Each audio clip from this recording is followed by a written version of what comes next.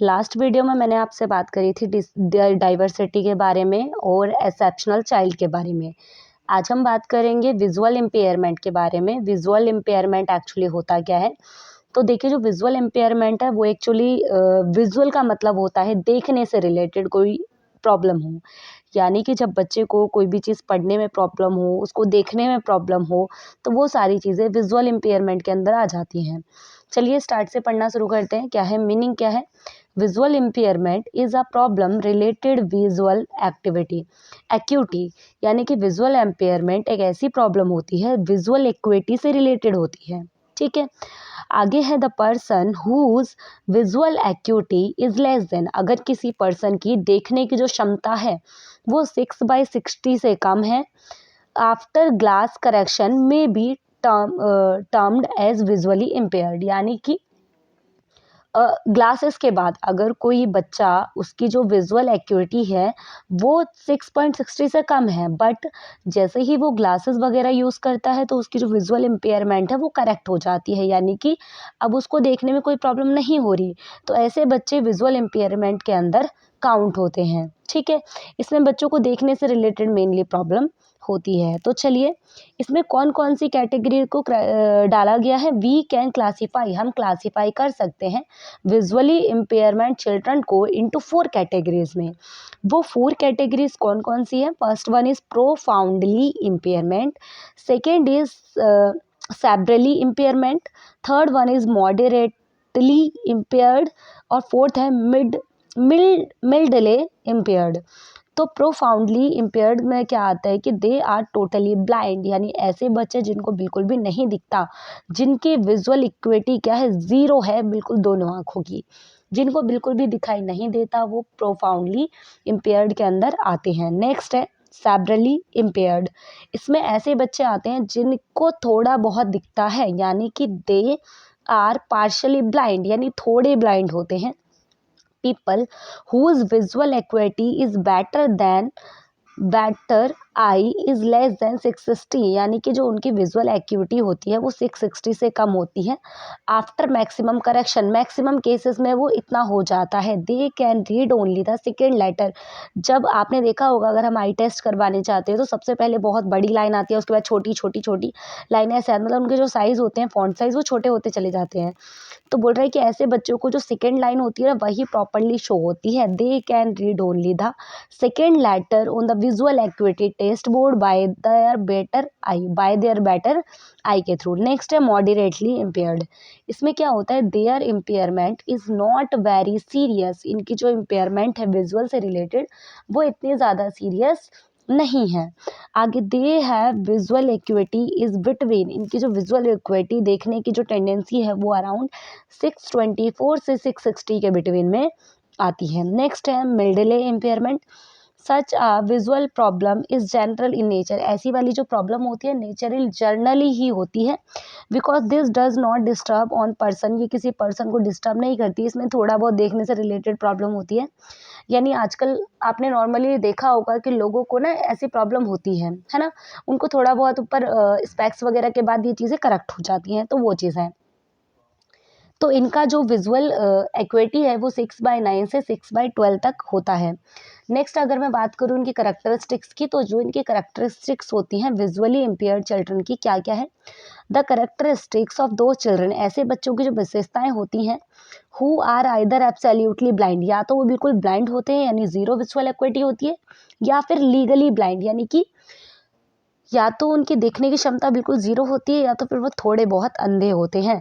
Those children who are moderately handicapped in visual acuity, जिनकी जो visual equity, देखने की क्षमता होती है, उससे रिलेटेड वो हैंडीकैप्ड होते हैं। मिडले इम्पेयरमेंट, जो मिडले इम्पेयरमेंट मैंने आपको बताया था, जिसके अंदर जो नॉर्मली नेचुरली ही होता है, आजकल बहुत सारे बच्चों को, छोटे छोटे बच्चों को स्पेक्स लग जाते हैं, ये मिडले इम्पेयरमेंट के अंदर ही आते हैं, तो इसको यहाँ पे कंसिडर नहीं करते हैं। नेक्स्ट है जनरल कैरेक्टरिस्टिक्स। जनरल कैरेक्टरिस्टिक्स में क्या है कि सम एजुकेशनिस्ट ने ऐसा कहा, आर ऑफ ओपिनियन, उनके ओपिनियन ऐसे थे कि due to lack of vision और due to poor vision these children are endowed with greater capacities in the remaining sensory areas by nature. यानी कि जो ऐसे बच्चे होते हैं जिनको विजुअल से रिलेटेड प्रॉब्लम होती है, उन्हें काफ़ी कुछ लाइफ में फेस करना पड़ता है, एजुकेशन से रिलेटेड हो या फिर अदर तरीके से हो। यहाँ पर मेनली इस तरीके की चीज़ें बताई गई हैं। आगे है एजुकेशनल कैरेक्टरिस्टिक्स। जो एजुकेशनल कैरेक्टरिस्टिक्स हैं, एजुकेशन से रिलेटेड विशेषताएं हैं, वो क्या हैं? वो है यहाँ पर as far as absolutely blind और concerned touch and audition are the two important source of information of for them. यानी ऐसे बच्चे जो एब्सोल्युटली ब्लाइंड होते हैं, लगभग ब्लाइंड होते हैं, उनको उनको वो कैसे एजुकेशन गेन करते हैं? या तो टच के द्वारा या फिर सुनने के द्वारा वो अपने इस प्रॉब्लम का सॉल्यूशन निकाल पाते हैं। उनको इन्फॉर्मेशन इसी के थ्रू से मिलती है। नेक्स्ट है लर्निंग बेस्ड ऑन टच। वो लर्निंग करते हैं किसके बेसिस पे? टच के बेसिस पे एंड ऑडिशन के बेसिस पे। Is limited due to limited nature of experiences. Mainly वो अपने नेचर के बेसिस पे ही एक्सपीरियंसेस यहाँ पे कर पाते। नेक्स्ट है यहाँ पर फिजिकल कैरेक्टरिस्टिक्स। फिजिकल कैरेक्टरिस्टिक्स में मैंने यहाँ पे 3 पॉइंट मार्क करे हैं। देखो, their motor skill are also found poor due to poor mobility power. यानी कि इनकी जो मोटर स्किल होती है वो पुअर होती है, मोटर स्किल होती है वो फाउंड देखी जाती है poor due to mobility power की वजह से। They differ from the natural in term. ये जो है नॉर्मल टर्म में देखा जाए तो ये बहुत ज़्यादा डिफरेंट होते हैं इनकी physical strength. It is due to lack of exercise of body part. क्योंकि इनकी जो बॉडी की एक्सरसाइज होती है वो प्रॉपरली नहीं हो पाती, जिस वजह से while doing different type of work, क्योंकि वो अलग अलग तरीके के वर्क जो रहते हैं उनके हिसाब से। दोबारा देखो, they different from the normal in term of physical strength. It is due to lack of exercise. Lack of exercise की वजह से ऐसा होता है, क्योंकि जो उनके बॉडी पार्ट्स होते हैं डिफरेंट डिफरेंट तरीके से वर्क करते हैं, उस वजह से। यहाँ पे है perceptual and non perceptual both factors are involve in mobility.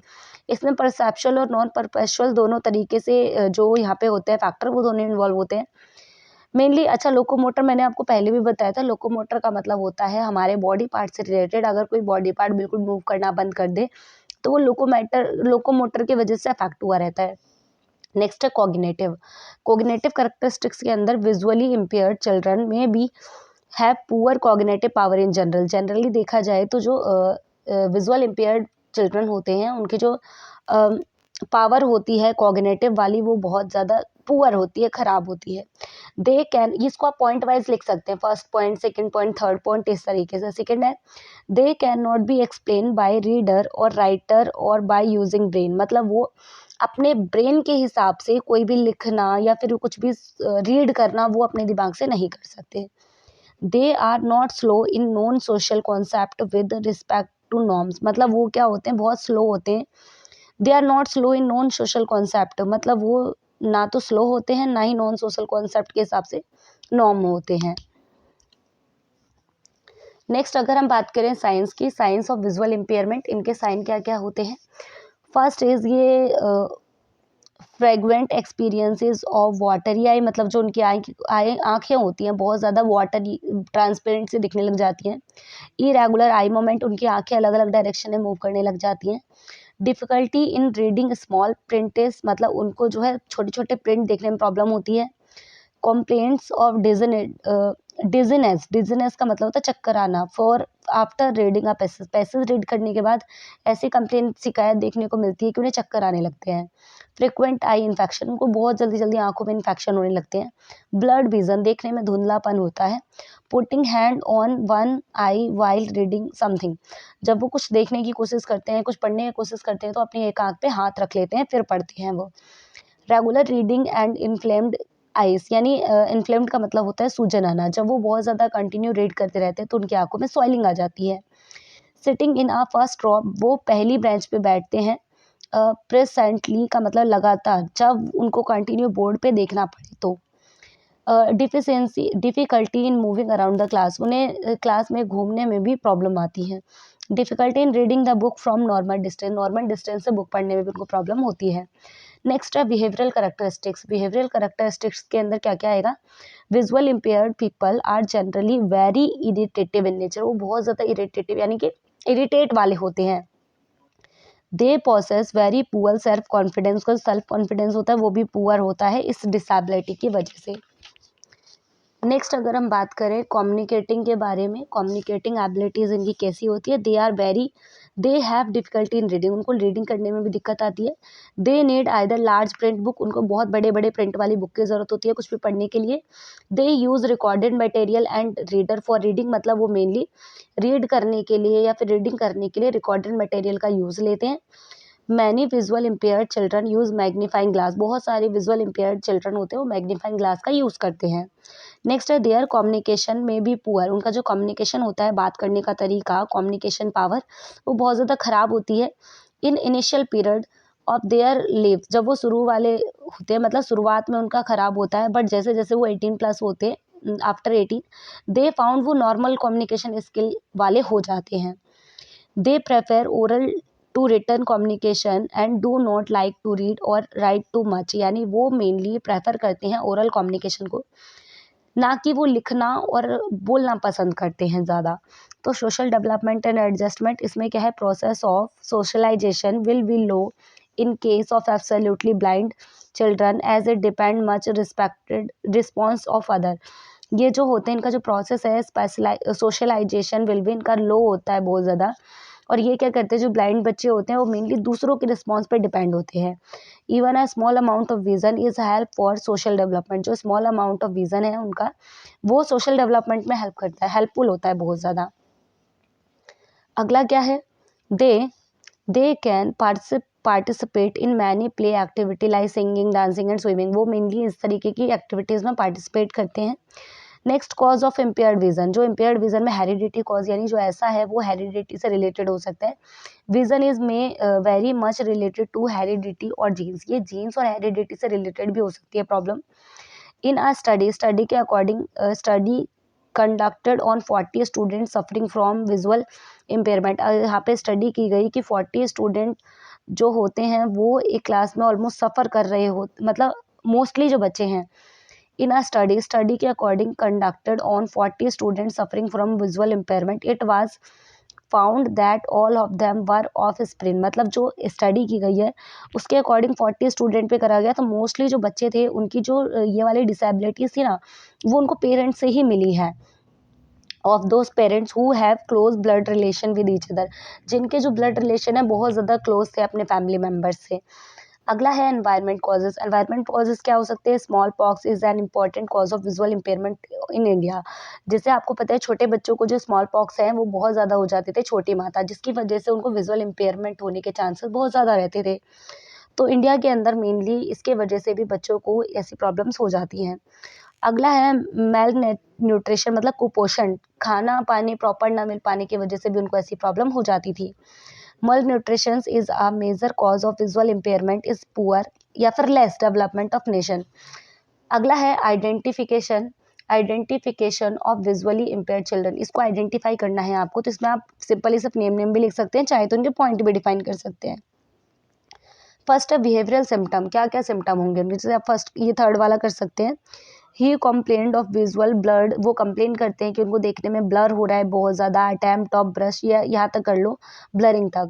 अगला यहाँ पे कर सकते हो, he can not sit for reading और writing for a longer period at a time, मतलब वो एक टाइम पे बहुत लंबे टाइम तक लिखने के लिए या फिर राइट करने के लिए नहीं बैठ सकते। नेक्स्ट है he suits one I will reading और राइटिंग, वो सिर्फ एक ही आँख आँख के थ्रू ज़्यादा स्टेबल होते हैं कुछ भी चीज़ रीडिंग करने के लिए या फिर लिखने के लिए।